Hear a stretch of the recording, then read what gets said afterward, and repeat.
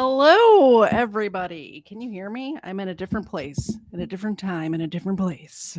Um, Welcome to Friday Night Crime, which is going to be more like a overruled episode. I am here today with my best friend, number two. Welcome, number two. Welcome Hi. to welcome to your own house. Welcome to my house. Yeah. Since we're sitting right next to each other, I'm taking the headphones off until we play a video. But I did want to say thank you for having me. You're I welcome. appreciate it. You're welcome. I'm here in Indiana because we're covering the Delphi, Indiana case, the Delphi murders. And we're being joined live by Zena. Zena, are you there? Zena, hello. She can't hear me, I don't think. Oh, her tail's wagging. We see it. Oh, that's so cute. So I have Mr. Zed on standby with the bucket of treats. So if anybody donates while we're live on air, Zena will still get a cookie live on air. And don't forget, oh, look at that. He's teasing her with them. As you guys know, I am not sponsored by anybody but myself. So if you decide to do a super chat or anything like that, Zena will get a treat live on air. And if you donate $10 or more, we will bring Ava in, who I don't know if you guys saw my community post, but Ava, she got in trouble this week. A little rough around the edges. A little rough around the edges. She tried to scoot under our chain link fence and got punctured by, I guess, the bottom of the chain link fence. Anyway, she had a puncture wound and a rip in her skin about an inch deep. So we had an emergency vet visit this week that was a little crazy and how much it costs to have a dog put under anesthesia. Did you guys know how much that cost? I had no idea. That's crazy. Yeah. And they're like, oh, no, we have to do it right now. I'm like, all right. Anyway, that's beside the point. $10 or more, Ava gets a treat to any donation at all, or if you buy something from katiezed.com, if you do any of the things. By the way, don't forget, discount code Xena10 is still working. I never turned it off. I was going to do it just for September. We're going to keep it going all through October as well. Xena10 for 10% off at anything at katiezed.com. And that also includes the Stephen Ignoramus merchandise that I created this week. So feel free to do that. I guess let's get right into the case, yeah? Let's do this. Yeah? So, have you guys heard of this? I didn't say hello to the people in the chat. Let's say hello. You can do part. Hang on. You're so close. Listen here. All right. So, we have Yo Mama. Oh, by the way, guys, Yo Mama is my mama, so behave yourselves. Best behavior. And my dad's going to be here too, but he probably won't be chatting. But hi, Dad, if you're watching. Hi, Mr. Karen's dad. Totally almost knocked you. All right, we have Greg Jonick here. We have Parson, Yo Mama, like I have already said. Mama's boy. Bandit is here. Good to see you. Erica is at a volleyball game, but she's listening. So good to see you guys. We're glad you're here. I turned Zena's camera off while she's cleaning herself. It's so nice of you. Spare everybody that view. Good to see everybody. I guess we'll jump right into it. Have you guys? Oh, hey, Ampy. Nice of you to be here. We're talking about Delphi today. So as I was saying, have you guys heard of the Delphi, Indiana murders? Happened in 2017, and it took them a very long time to have a suspect. So 5 years.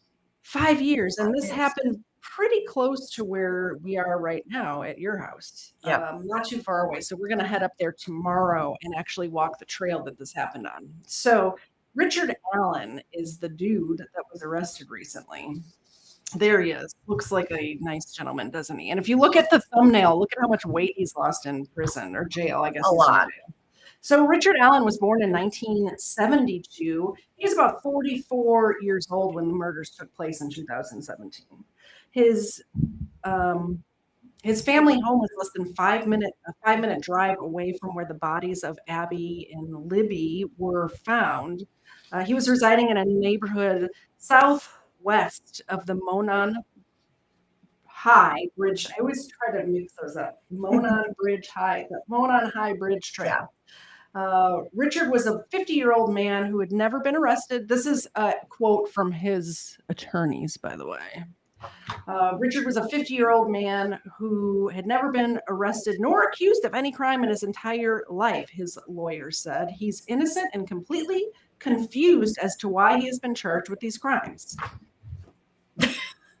We'll get into why it's not confusing at all, why he was in, why he deserves to be where he's at. Exactly. He's a 50-year-old married man who worked at a local CVS store in the heart of Delphi.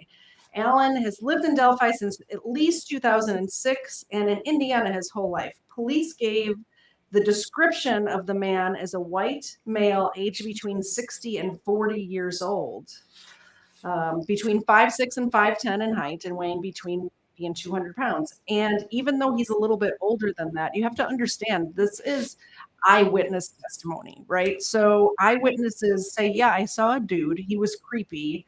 I don't know how old he was, but he was grown, like he was an adult. He wasn't a child. So the age between 16 and 40 seems perfectly reasonable for a 44-year-old. I know if somebody asked me to recount what somebody looks like, a certain amount of time after I saw them, it would be very difficult for me to, maybe the age range I could get right, but actual physical features, I'm not sure what I would describe would be what that person would look like. So exactly. So it appears that he remained in Delphi during the 5 years between the murders. Keep in mind, everything I'm telling you guys right now is what his attorneys are saying. So it's like the I forget the name of the brief that they filed. There's a name for it, but they filed a brief saying this is why you should let him out. He remained in Delphi during the 5 years in between when the murders took place and when he was arrested. The attorneys went on to detail Alan's character by stating in the 5 years since Alan provided police with information, he never got rid of his vehicle, his gun, or threw away his clothing that he was wearing that day. Nor did he alter his appearance or relocate to another community. Sources with firsthand knowledge of the investigation told Fox 59 Alan came forward as a witness in the earlier stages of the investigation. Richard Allen is married to a woman, which I'm not going to say her name. She didn't have anything to do with this. She didn't know what was going on, by the way. So, leave her out of it. She was married to him. Mm-hmm. Like, how is she supposed to know? Yeah.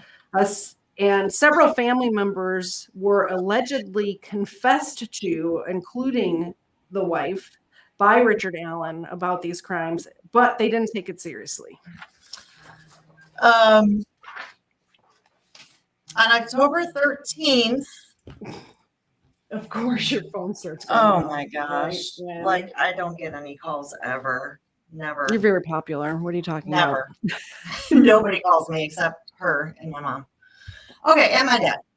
On October 13th, 2022, investigators questioned Alan, who stuck to his story.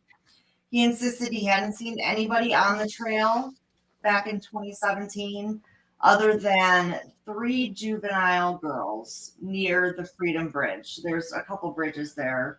No, maybe the Freedom Bridge is the only one there. And then there's the Monon High Bridge. Yeah, the Freedom Bridge is like... It's smaller, much smaller. Well, it's the one that goes across, like where the trailhead is to park. And then to get to the trail, the Freedom Bridge is the one like in between the parking lot and the trail. Yeah.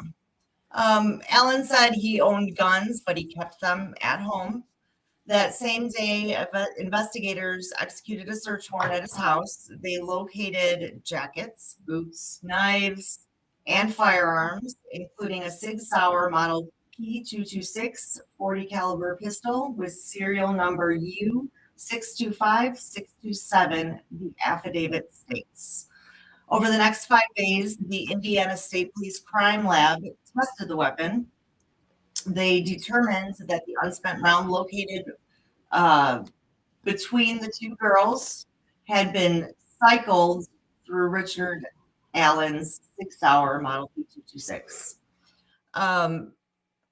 Alan, obviously, Alan at a total loss trying to explain how an unused bullet from his gun wound up between the two girls. Like, sorry to interrupt you. I know you're in the middle of your thing, like your part, My but thing. your thing. But I have to say, when this information first came out, this is last year when Richard Allen was arrested. And they said that one of the pieces of evidence against him was this round that was cycled through his gun.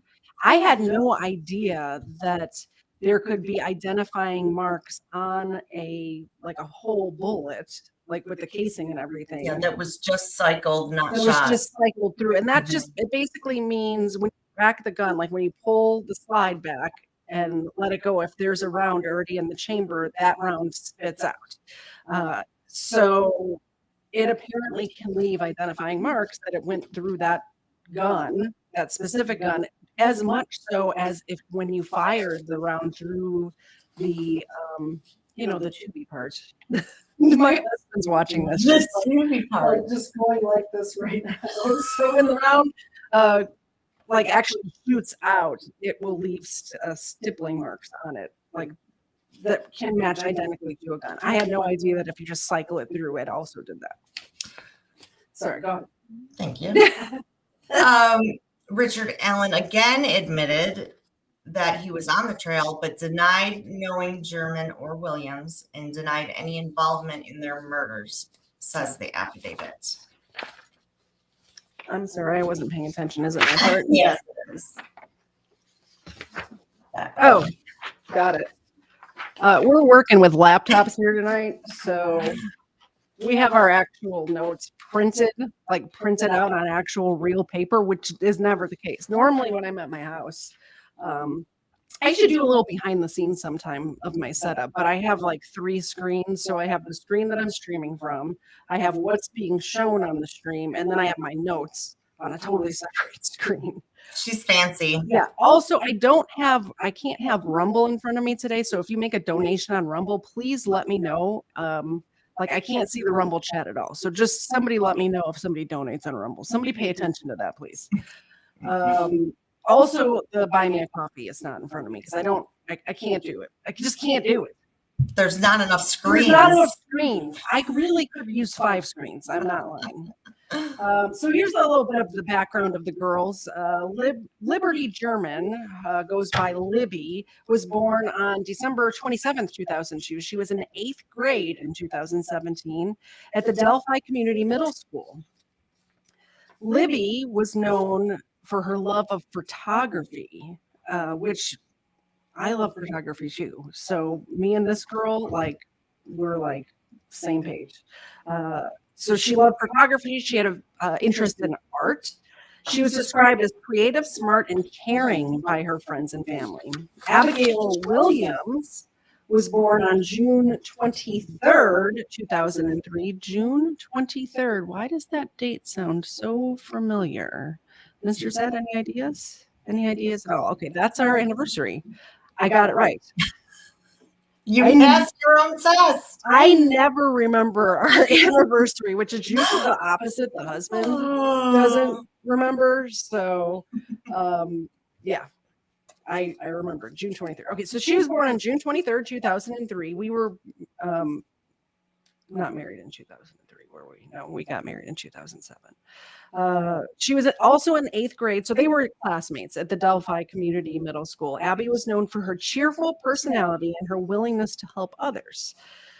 She enjoyed playing soccer and spending time with her friends and family. The 2 girls were best friends and had a close bond. This is my best friend.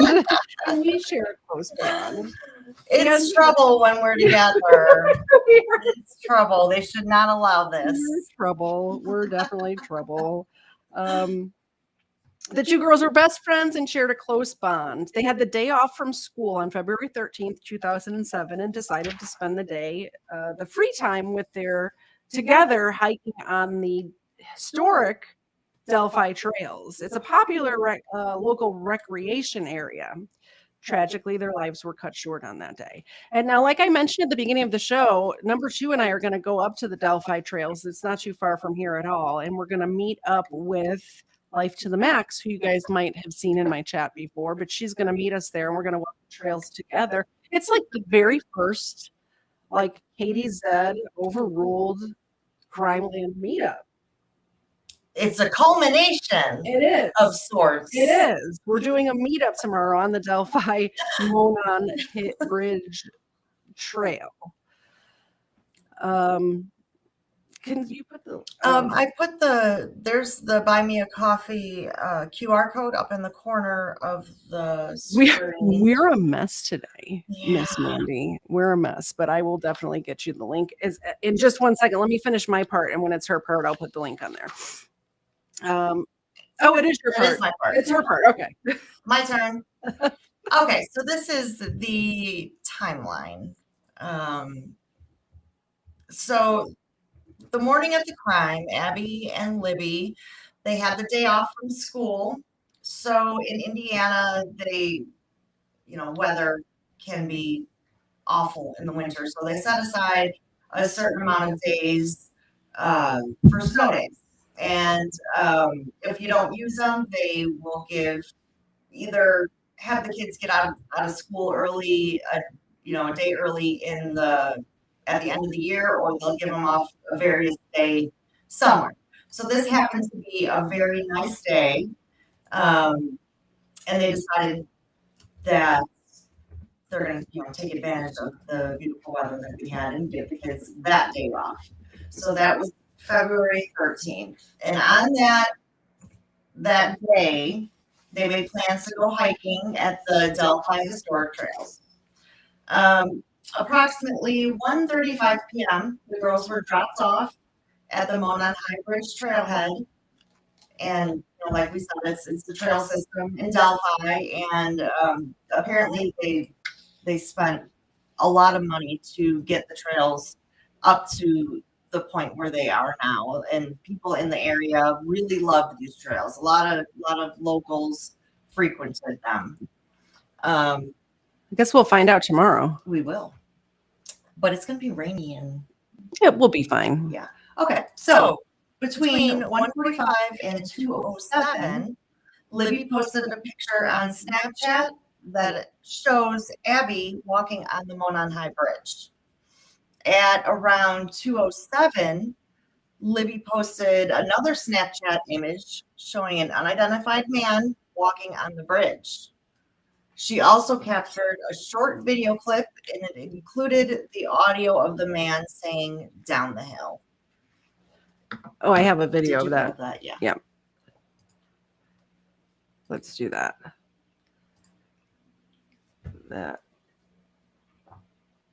Well, hold on a second.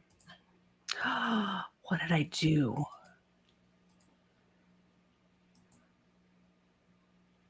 We'll figure it out. I'm getting there. Promise. I'm getting there. Cancel that. I said cancel that. Do it again. I think this is it. The man in this video has never been found and never been identified, but police say he remains a person of interest in the unsolved 2017 murder of 2 Indiana teens. Along with that haunting image, his voice was found captured on a cell phone belonging to one of the victims, 14-year-old Libby German.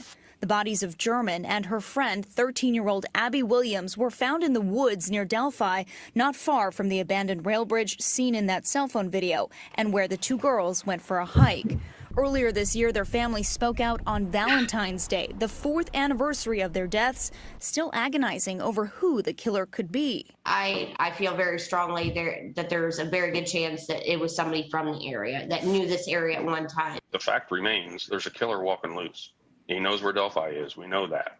Police released this sketch of the suspect in 2019, asking the public to take a close look. The result of the new information and intelligence over time leads us to believe the sketch, which you will see shortly, is the person responsible for the murders of these two little girls 6 months Then ago. address the murderer directly. Only a coward would do such a thing. We are confident that you have told someone what you have done. To this day, police continue to reveal new clues like this fake social media account they say could be connected. Again, police stress that the man in that Instagram account, in the photos in that Instagram account, is not the suspect, but his images were used to create the account called Anthony Shots. They are looking for anyone who interacted with the account, may have saved images or conversations that were shared with the account, or even met with someone claiming to be Anthony Shot. Okay, so remember how in that video, the lady that said that we think that he lives in our community, that is actually, I believe that is Libby's grandmother. And actually, he worked at the CVS in Delphi and actually gave them, like, for the girls' memorial services, he's the one that gave them their pictures for their memorial service. So, you know, he absolutely was somebody that lived there.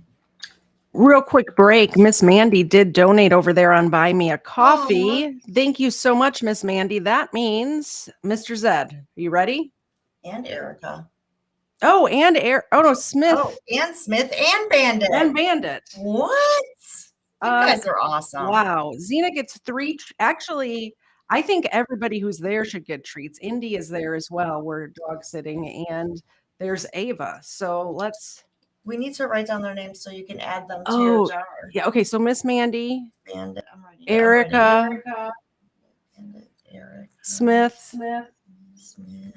Is that 4? And Miss Mandy. Miss Mandy. All right. So just so you guys know, if I turn my camera off, my microphone will go off too. But you all will be also entered into the drawing that we're doing at the end of the month to win a overruled coffee mug. There is no purchase necessary to win this coffee mug, but you automatically get entered when you make a donation. So thank you so much for supporting the show. Anybody who calls into any of my shows in October will also be entered into the drawing. So keep that in mind. And we might not do calls today just because we're not at our normal setup today. It's a little confusing what's going on here. I don't have all of the screens. I'm not sure if it'll work. So we'll get your names entered for sure into the drawing. And I appreciate the super chats. I was worried that they weren't working because when Miss Mandy asked for the Buy Me a Coffee link, I thought sometimes if I don't do the settings right, they don't work. So all right. Back to the story. Sorry. What are you doing, man? You can't take us anywhere. Okay, so And a special thanks to Mr. Zed for making sure that Xena's on screen tonight too. So at approximately 3:11 p.m. They were supposed to be picked up by He's doing the entries. He's putting your names in the entry right now, so I don't forget. Okay, so at about 3:11, I think the girls were supposed to be picked up around that time by Libby's grandfather. They did not show up for the scheduled time. So family members called. A bunch of people went out there and started looking for them. And at about 5:30, the police were called. All right, so a search ensued, obviously. A search operation was initiated by the family and community members. So they, like she was saying, they went out in between the 3:11 time when they realized the girls weren't at their 3 o'clock pickup. And I don't know, my mom says we're echoing.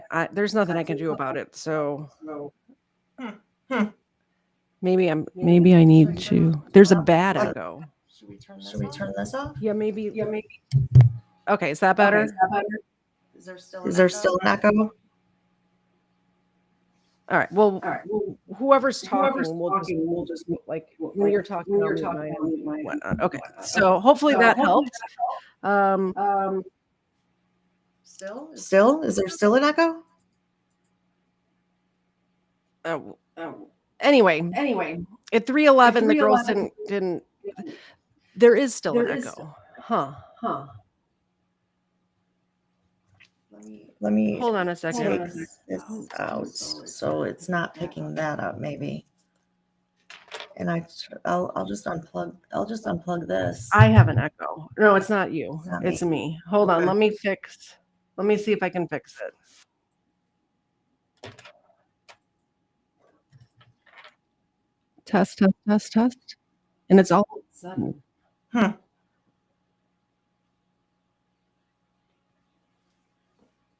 It's both mics.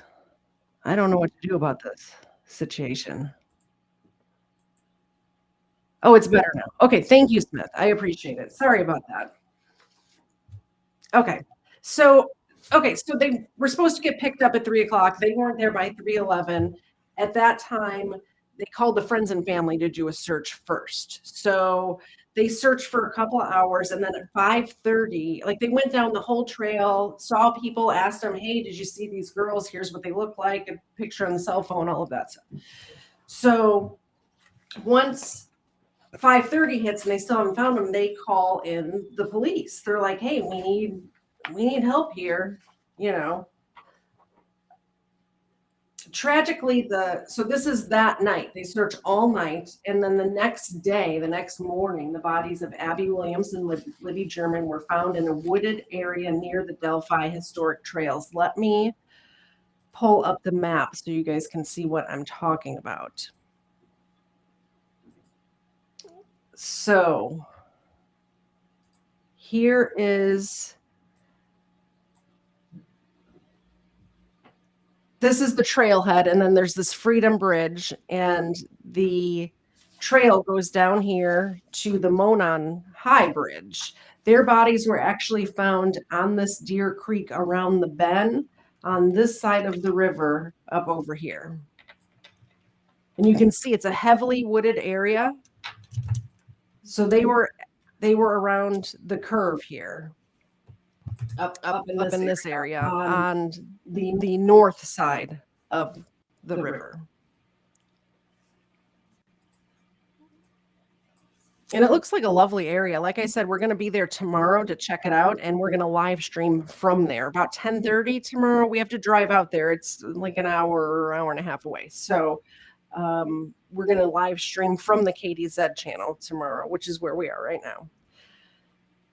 The exact time of the discovery was not publicly disclosed. Early in the investigation, a composite sketch and audio recording, which we just saw in that little news article, were released to the public based on the evidence obtained from Liberty German's cell phone. The individual seen in the photograph and heard in the recording has been commonly referred to as Bridge Guy. 10:30 Eastern, correct. Ready? Okay, Yes, your so I'll turn mine off. okay, so there's been several suspects that have been part of this investigation since the beginning. Just recently, court documents were filed in September. The attorneys for Richard Allen claimed that the 2017 murders were carried out by members of a pagan Norse religion that has been hijacked by white nationalists called Odinists. The nature of the crime scene pointed to the work of a cult from the get-go. This is according to the 135-page documents. Libby and Abby's bodies had both been staged with tree branches and sticks across their bodies in the shapes of pagan symbols. The documents state that it resembled possible Odinism signatures left behind at the crime scene. While his defense attorney claims Allen has no connection to the pagan cult, the documents take the extraordinary step of naming 4 apparent Odinites as potential suspects in the killings. Last month, September 2023, defense attorneys Andrew Baldwin and Bradley Rozzi claimed 3 members of law enforcement investigated a possible connection to Odinists as being involved in the murders. Prosecuting attorney Nicholas McClelland later disputed those claims, saying they are, quote, colorful, dramatic, and highly unprofessional. I'm getting there. I was gonna get the sticks pictures up. So Okay. they're saying that these sticks were found on the bodies that were like culty type of, like, I read this 35 page document, and they're saying that this is how the sticks were found on Libby's body. So her head would have been here, and the sticks were coming down like this. I've never seen a symbol like this before. I don't know what they're talking about. It seems like, to me anyway, allegedly, to me, it seems like sticks were just thrown on the body, or that somebody was staging it to look like something ritualistic when it wasn't, because it's not actually anything. And then let me pull up the sticks that were found also on Abby's body. I think this is the one. No, that's Libby. We just did Libby. Is that the F? That's the F. Okay, so this is the sticks on. That was the same one. Of course it was. Yeah. Oh, I have the same one pulled up twice. That is why. Holy cow. Let me get the other one going here. I pulled up the same one twice, guys, because I'm blonde and stuff like that happens to me a lot more than you would think. A lot more than you would think. All right.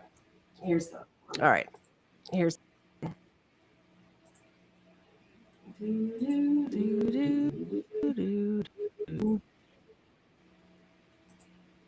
there it is. Okay, so this is the one. It looks like just sort of like an asterisk to me. It doesn't look like anything. It's almost like they were placed and then just kept on being put on top. And I don't know. Exactly. I don't know. So 3 young girls, these are different tips that the police got right away. 3 young girls who said they encountered a kind of creepy, air quotes, man, not air quotes, actual quotes. This is what the 3 girls, there was other kids there. It was the day off school. So, there was other kids there. 3 young girls who encountered said they saw a creepy man in a blue jacket on the same trail that day.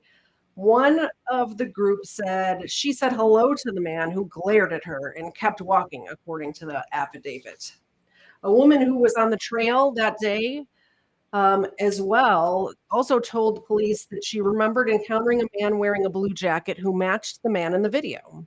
The unnamed woman said she recalled seeing no other adults on her walk besides that man, who had parked his car in an odd manner at the old Child Protective Services building near the trail entrance. She said that it was not odd for vehicles to be parked there, but she noted that it was odd because in the manner of which it was parked. So basically, he backed into the spot next to the building. So in Indiana, they only have back license plates, not front license plates. So she thought it was weird that he backed in. If I'm going to be completely honest, don't think that that's weird at all, because I back into parking spots as much as I can. I don't know why. It's just like easier to get out. So if I'm going to park somewhere and it's not one of the slanted spots, I'll back into the spot almost every time. That's just me. They think it's weird, though. There's 2 people that said that was odd to them.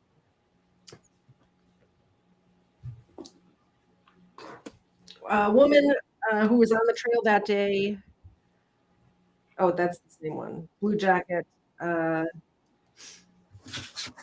I'm getting there, guys. Another tip came in from the man who said, or from a man who said he was driving by the CPS building that day and spotted a purple PT Cruiser or small SUV type vehicle parked that appeared to be, it appeared as though it was backed in as to conceal the license plate. Someone else described the vehicle as perhaps a smart car. A motorist informed detectives that she had seen a man wearing a blue jacket walking along the road back towards the CPS building that appeared to be muddy and bloody on February 13th. And this is according to the initial affidavit. So some of the other suspects that have been that were on their radar for a period of time, one of them is Ron Logan. So Ron Logan was the owner of the land where the girls were found. This guy. Yeah. He was a creep either way, Yeah, whether he did this or not, honestly. He was just a creepy, criminal. a creepy guy. Yeah. Yeah. So they were discovered approximately 1,400 feet from his home. Logan was arrested shortly after the killings, but it was completely unrelated. I guess he was a habitual traffic offender. He served time previously. He was not ever considered a suspect in the murders of Abby and Libby, but because it was on his property, people freaked out immediately. And I could see that. Yeah. Kind of like they were found on his land. Yeah. But as you can see, it's just a wooded area. Yeah. It's not like, I don't know. Another lovely gentleman. I would not even, I'm going to retract to that gentleman part. His name is Keegan Klein. In March, Keegan Klein was named as a possible suspect in the girls' murders. He was actually arrested for child pornography, just an unbelievable amount of child pornography on his and his father's various electronic devices. And this is the guy that was supposed to meet Abby and Libby that day, but it didn't happen. Now, we don't know why that didn't happen. There quite possibly could be, what a lot of people are saying is that there's some sort of underground network of people, and somehow Richard Allen got the information that they were going to be there. But this is speculation. I don't know. I think it's kind of more than coincidental that he was supposed to. Anyway, so like I said, he was supposed to meet Libby and Abby on the Delphi High Bridge the day before they were murdered on the 13th. Klein actually said his dad could be a prime suspect in the killings. Neither he nor his father were arrested over the Delphi Bridge killings. Police continue to investigate them. And Klein is actually being held in jail because he was arrested on multiple child porn charges in 2020. Another guy named James Chadwell II. He's 43 years old at the time. He was added as a suspect in 2021 after he was arrested and convicted for luring a 9-year-old girl to his home, where he sexually assaulted and strangled her in his basement. And this was 20 miles away from where Abby and Libby were murdered. The girl actually survived, and Chadwell is currently serving a 90-year sentence for the attack. In an interview with DailyMail.com in 2021, Chadwell's brother characterized him as being pure evil and more than capable of the Delphi murders. Authorities have released no connection between Chadwell and the Delphi murders. Another man named Thomas Bruce, he's actually a former pastor and was charged. I hate that. Disgusting. He was charged with fatally shooting one woman and sexually assaulting 2 others at a Catholic supply store in St. Louis, Missouri in November of 2018. Bruce was noted for having a similar stature to the man seen in the Delphi video. He also wore similar clothes during his St. Louis crime as the man did in Libby's video. Indiana police looked into Bruce in connection to the Delphi murders. No charges were ever handed down. He's currently serving life in prison for a St. Louis crime. Okay. John Miller, a 63-year-old man arrested in 2018 for the 1988 cold case rape and murder of 8-year-old April Tinsley. Miller lived 2 hours from Delphi at the time of his arrest. In the years before he was arrested, Miller left numerous notes in public places saying the killer of April Tinsley would definitely strike again. Like he's like taunting people, Yeah. like a terrorist, like Ava, totally a terrorist. This guy. I think you can't even compare your dog to this guy. Okay, so he said, "I kill." This is one of the notes that he placed around. It said, "I kill 8-year-old April Marie Tinsley. I will kill again," unquote. And that was in 1990 that he left that note somewhere. No charges were issued against Miller in relation to the Delphi case.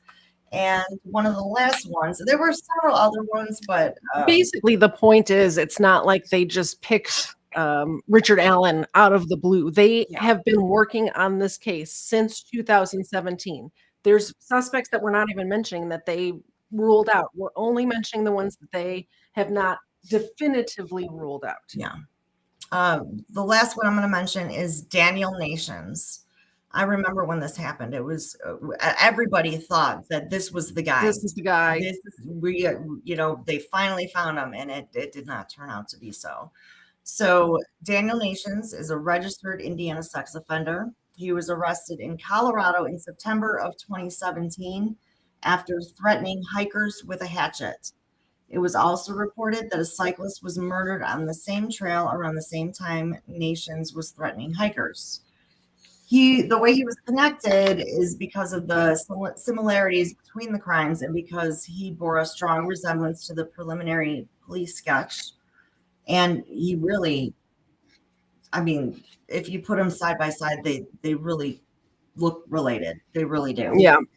Police actually cleared him as a suspect. All right. So real quick, there's a thing that I want to mention that is not a law in Indiana, but it is in many other states, which is in other states, they're allowed to run DNA because there's DNA in this case. They're allowed to run DNA for familial matches. So basically, they can, like when you do one of those little tests to find out your family history or whatever, there's a box you can click. I've done one of these. There's a box that you can click that says, yes, the police are allowed to have my DNA in case they're looking for somebody who's related to me who committed a crime. Didn't they find out you're like 98% Neanderthal? Yes, exactly that. That's what I thought. Exactly. I remember that. Yeah, my test came back that I'm actually my test came back that I'm like 100% really white and nothing else. Oh, anyway. So in Indiana, that's not the case. They can't run familial DNA to try to solve a crime. So there's petitions that went around because of this case to get that into to make that into a law. So we're going to move on to inculpatory evidence against Richard Allen. So the autopsy is the biggest. Like this is a big thing. The initial report suggested foul play, and actually, before we get into inculpatory evidence, Life to the Max is here, and it reminded me because she is usually the nagger on another show that we both frequent. To don't forget to do the commercial. So I'm gonna not forget to do the commercial because Life to the Max is here, and just seeing her name reminded me to do the commercial. And she's going to be with us tomorrow. Yes, and Life to the Max is going to be with us tomorrow morning, where we're going to live stream the Monon High Bridge Trail IRL live streaming is one of my favorite things to do, and I have all of my equipment here to do that. So, hey, Sharon, I'm glad you're here. I don't usually see you around. Good to see you. So, commercial time. This show is brought to you by me because nobody else will sponsor the show. So, if you would like to, you can go to the bathroom if you need to. It's fine. I turned your camera off. I'll do the commercial. I figured it was a good time. It's a good time to go to the bathroom. If you would like to buy a t-shirt or anything like that, you can go to kdz.com. Use discount code Xena10 for 10% off anything in the store. That includes the Ignoramus Media gear that I made recently. That code will work for anything in the store at all. So Xena10 for 10% off. You can get all sorts of great things at that store. We even have Xena merchandise because obviously everybody knows you're here for Xena. So if you want to get a True Crime with Xena featuring Katie Zed wine glass, you could do that. We have pet bowls. If you would like to feed your True Crime pup out of a Xena pet bowl, you could do that. There's hats, there's shirts, all of the things. If there's a thing that you want and you don't see in that store, shoot me an email. Let me know. I'll create the thing just for you, and you can have 10% off of that as well. Also, Christmas is coming up. Don't forget, I have Christmas ornaments that say Overruled, True Crime with Katie Zed, and feel free to pick one of those up. If you make any sort of donation during the live stream, anything at all, if you buy the merchandise, if you do the Buy Me a Coffee thing, if you, which is the Buy Me a Milk Bone link. I have to turn that off before it'll let me put something else up there. The merch is kdz.com. The donation is Buy Me a Milk Bone. You can always do a super chat or go over to Rumble, who also Rumble has never demonetized me. So definitely check that out. It's also KDZ at Rumble. So it's KDZ everywhere. Please make a donation, make a, buy the merchandise, all of those things. Okay, now back to the show. I was trying to draw it out until number 2 gets back from the bathroom, but that's not happening. So, all right, we'll just get back into it. So the inculpatory evidence, the autopsy, initial reports suggested foul play on the same trail where the bodies were found. So on the Monon, they're basically saying that it didn't happen somewhere else. It happened on the trail. It's not like they were murdered somewhere else and then brought to the trail and like dumped there or anything. Initially, the police believed the deaths to be accidental, but when they obtained the autopsy results, they knew it was a clear case of homicide. And the killer took a souvenir, which is pretty creepy if you ask me. They didn't say exactly what the souvenir was, but further on in the same report, it says something about it says exactly the rest of the girl's clothing was recovered, implying that the killer had taken something that they'd been wearing. The murderer staged the girls' bodies in a particular way after killing them. And their clothes were found in the Deer Creek, the clothes belonging to German and Williams, south of where their bodies were located. The DNA, during an interview with Fox News senior correspondent Laura Ingle in May of 2022, Libby German's grandmother, Becky Patty, said police mentioned finding DNA evidence. When they asked to verify the evidence or the existence of DNA evidence, the Indiana State Police, the Lafayette District, Commander Lieutenant Thomas McGee said he was unable to give public comment about evidence in an open investigation, which makes sense. But I'm sure we're going to find all of this out because the trial's coming up in January. So we'll get all of that evidence. The blood evidence. There was blood evidence. The murderer appeared to have gone to great lengths to keep Abby's body and clothing clean of blood, according to the affidavit, which also notes that Libby's body did have blood on it. And both bodies had tree branches placed on them. And one of the tree branches that was on Abby's body was actually cut, not like broken off, or not like a branch that was there. Although it's not unusual to find a cut branch on somebody's property. Yeah, I mean, he lived there. He could have been cutting stuff Exactly. a year before. You never know. Exactly. So there's the ballistic evidence that we mentioned earlier. Also, the documents show that an unspent 40 caliber round from a gun owned by Allen was found 2 feet away from one of the victims' bodies. It was the round was tied to Allen's gun after forensic tests were done in an Indiana state laboratory. The affidavit that was unsealed by the judge last month in September revealed that the 40 caliber round was found actually in between the 2 girls, and it had been cycled through a pistol that was recovered from Allen's home when they did the search warrant. It was from a Sig Sauer model P2226. Allen purchased the gun in 2001 and told investigators that he had never let anyone else borrow the gun. So, of course, they asked that sort of stuff beforehand. All right, I'm going to play the little news conference, and then we'll go into the exculpatory evidence. The little news conference. So when Allen was arrested, they did do a little news conference. Here we go.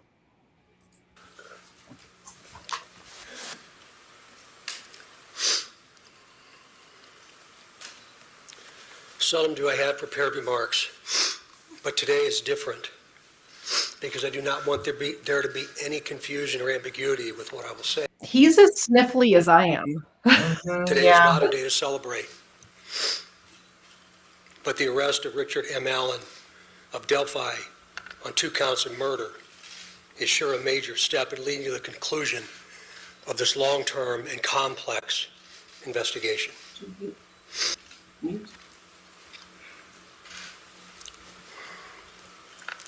First, I'd like to speak directly to Anna, Mike, Becky, Kelsey, your extended families,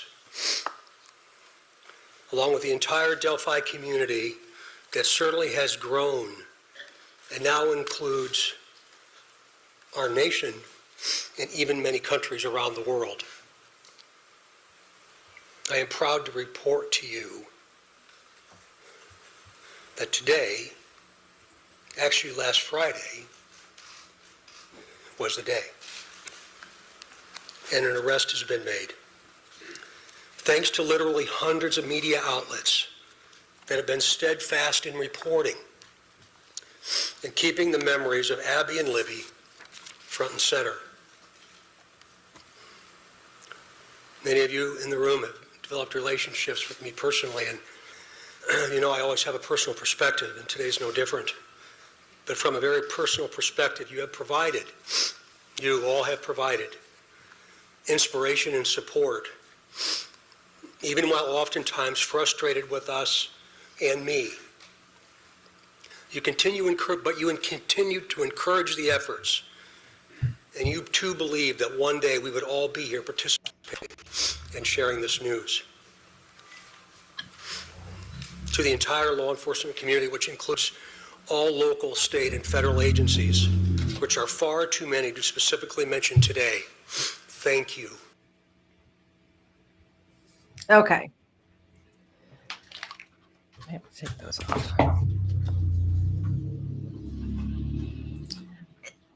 Wow, that car is loud outside of your house. Where was I? Okay, so there was a clerical mistake when they. Basically, what had happened was, I'm not even going to go to my notes. I'm just going to tell you guys. It's much better when I do that. So in 2017, when they interviewed people who were on that trail that day, Richard Allen said, "Yeah, I was there," and gave the police his name and whatever.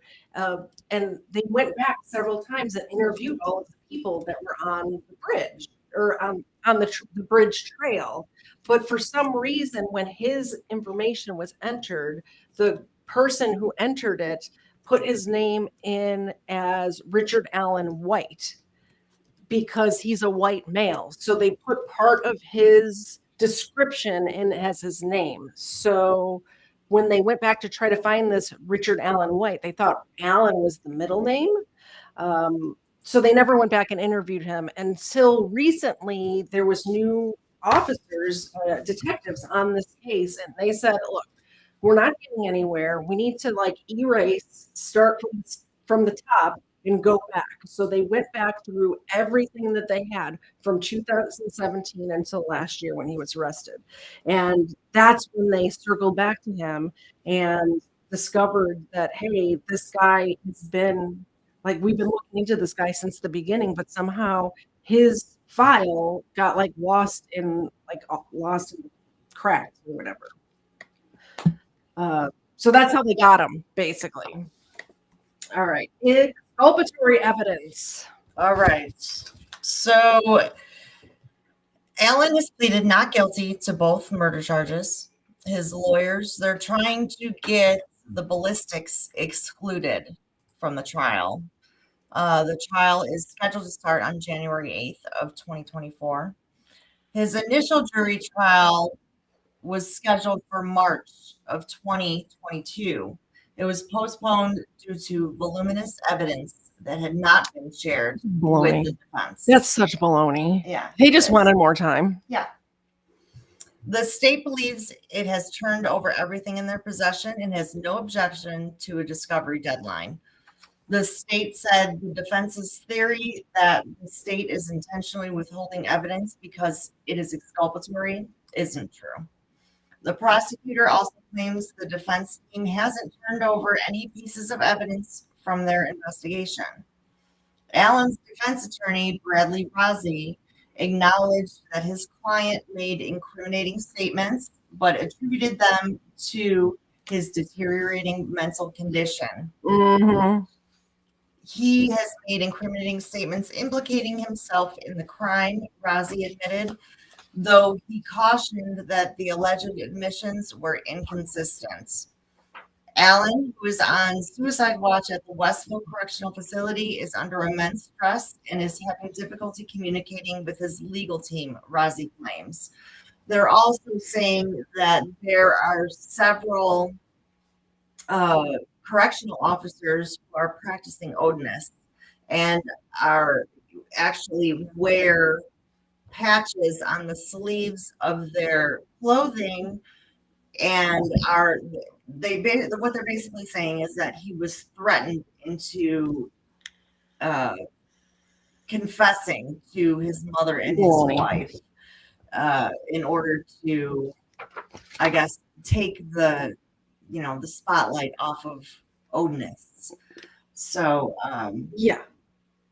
Baloney. Like uniforms are uniforms. You can't just put your own patches on there. Actually, the warden has come out and said that they are allowed to wear different. Do they have Odinism patches on there? They actually shut do. the front door. I am not even kidding you. Oh they my goodness! do, which is insane. It's totally. This is new right now. I'm literally hearing this for the first time. Yeah, that really did happen. There really are practicing Odinists that are correctional officers, but to say that he was threatened on the, I don't know. All right. Well, Baldwin and Cole, we'll talk after we're done with this thing.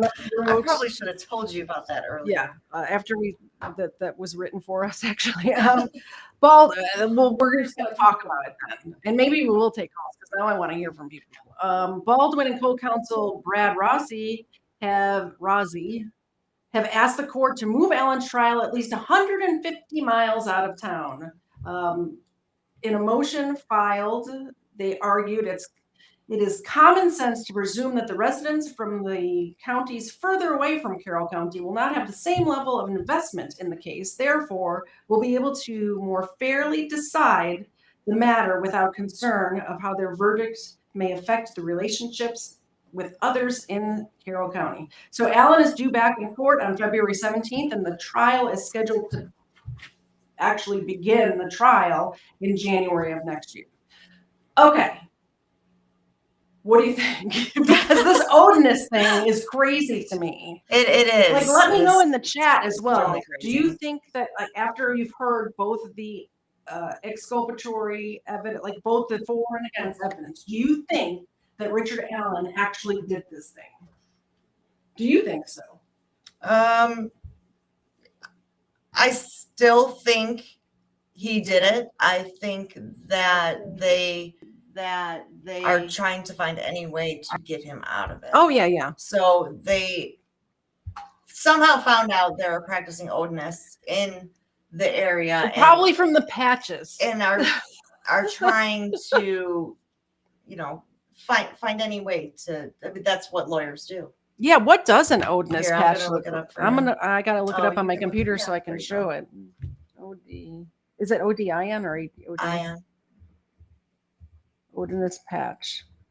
So yeah, I didn't know that there was practicing Odinists in the jail. Yeah. Okay, here we go. And actually, 2 of the correctional officers came forward and said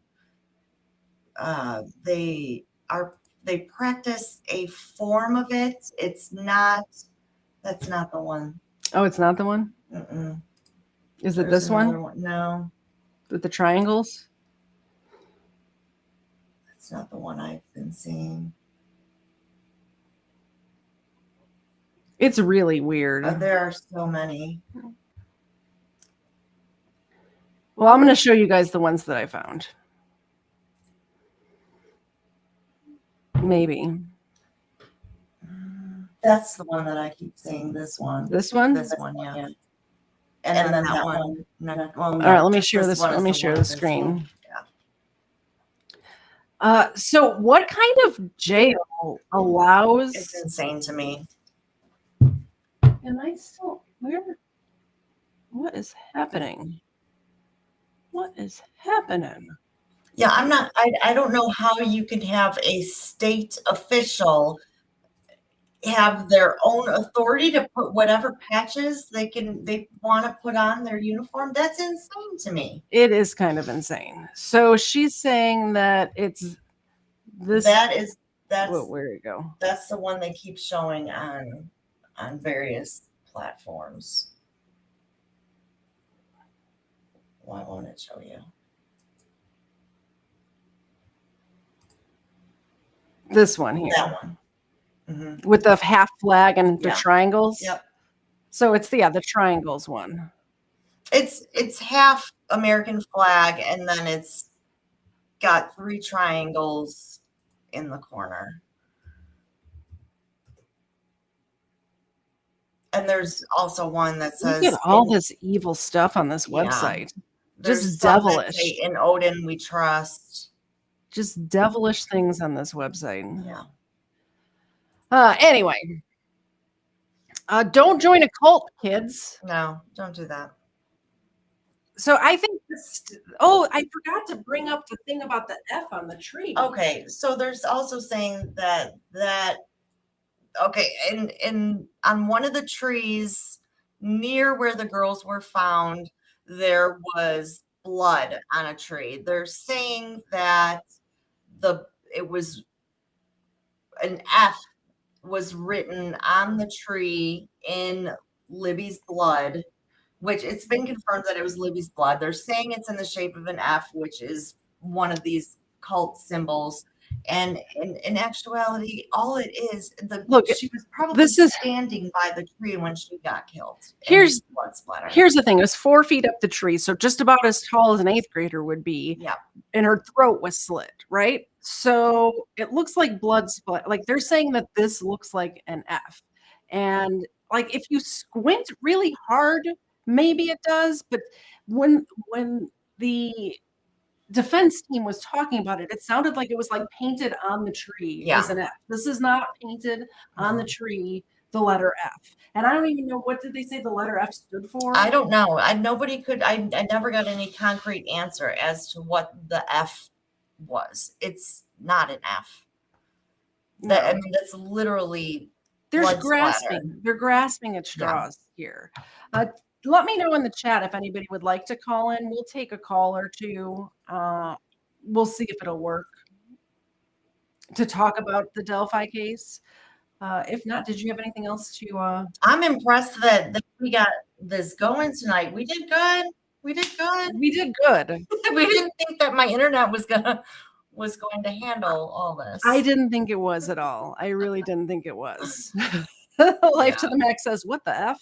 Exactly. Where's the F? There's no F. I don't see the F. Yeah, it's. Oh, see, Nightman's wife said most departments allow one religious item on their person, like wearing a cross and a chain. See, But I didn't know that. I didn't know that they could. But a patch on their uniform is what got me. But that's what she's saying. Like they can, but you don't see like Christians wearing, patches or. No, they'll wear, like I have a cross that I wear almost all the time. Yeah. But it's small and it's. It's very strange to me. Is Odinism a religion though? They're It's saying it's right? a Norse religion. I don't know. It sounds made up. Hijacked by white supremacists. I mean, I don't know. I don't know. I don't know either. I'm going to play you guys a little video that was made for me. I love it. I'm very excited about it. So This much. is going to be the premiere of Crime Land.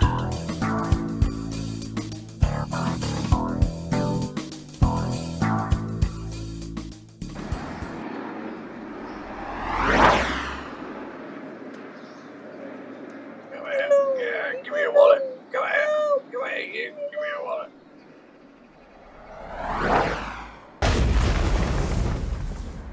Things really have gone downhill around here. Many such cases.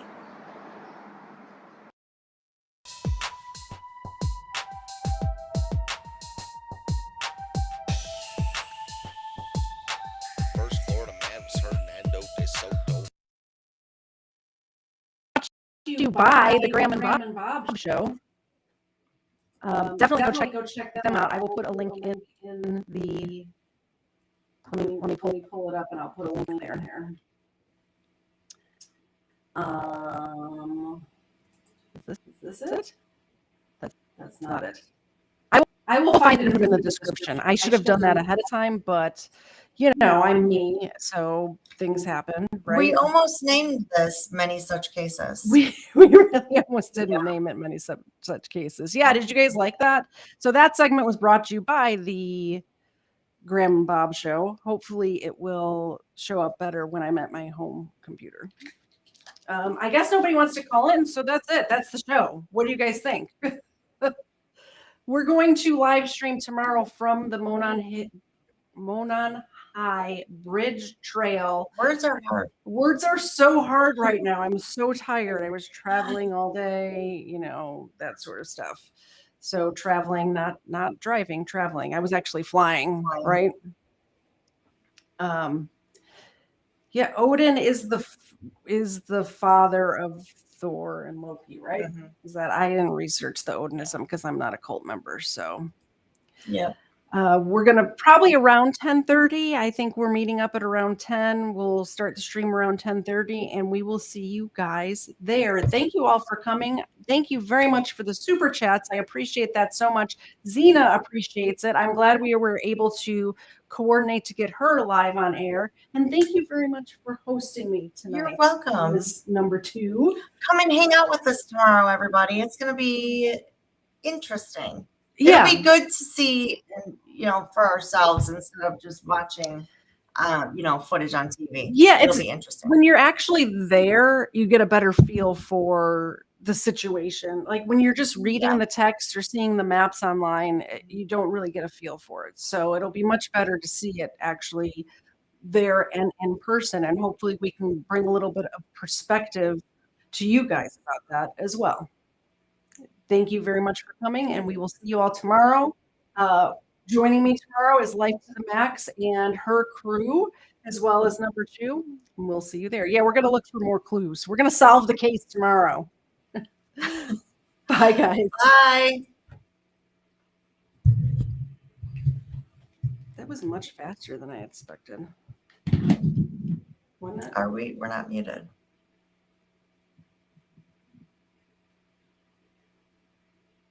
Oh. No, we're not.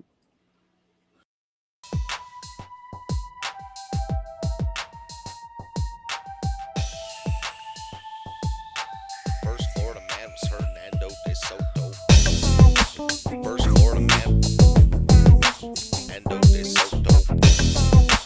First Florida man was Hernando de Soto. Won't you solo go show off your photos, throw out your Twinkies, throw up your ho-hos, tuck in them pinkies, them shits a no-no. The first Florida man was Hernando de Soto. Brought to my attention by the man with the mojo. My 8 subscriber, I'm a fagoso. Jump in them sinkies and dump them mimosos. The first Florida man was Hernando de Soto.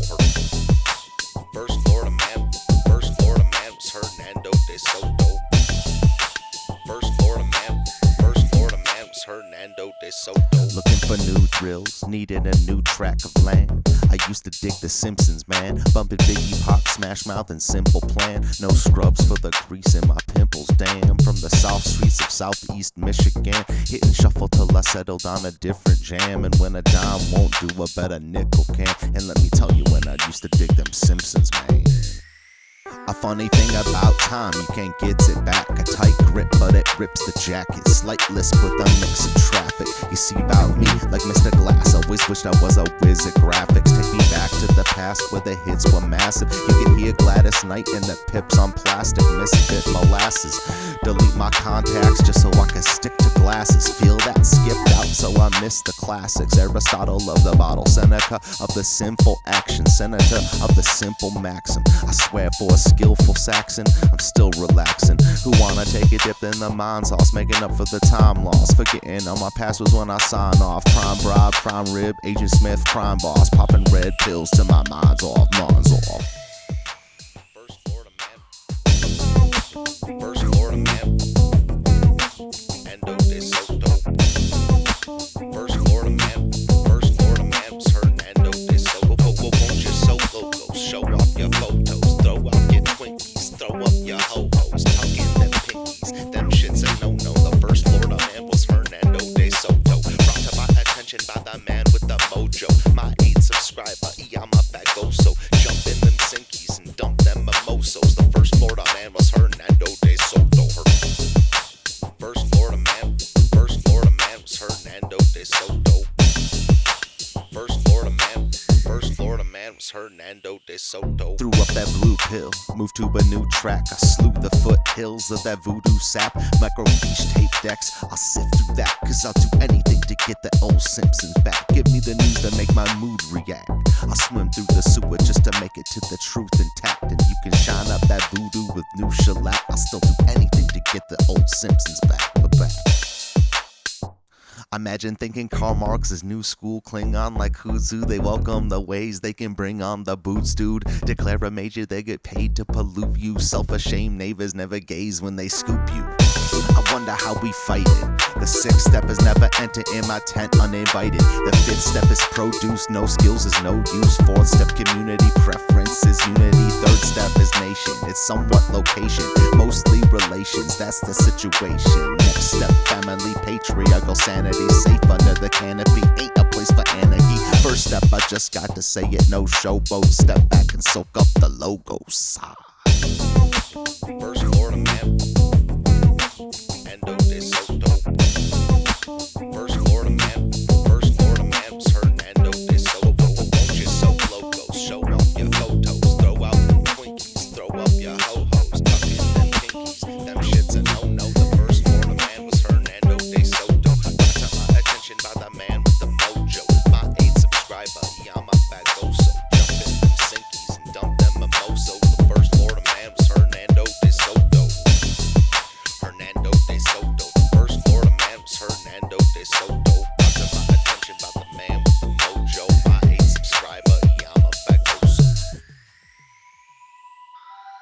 First Florida man was Hernando de Soto. First Florida man. First Florida.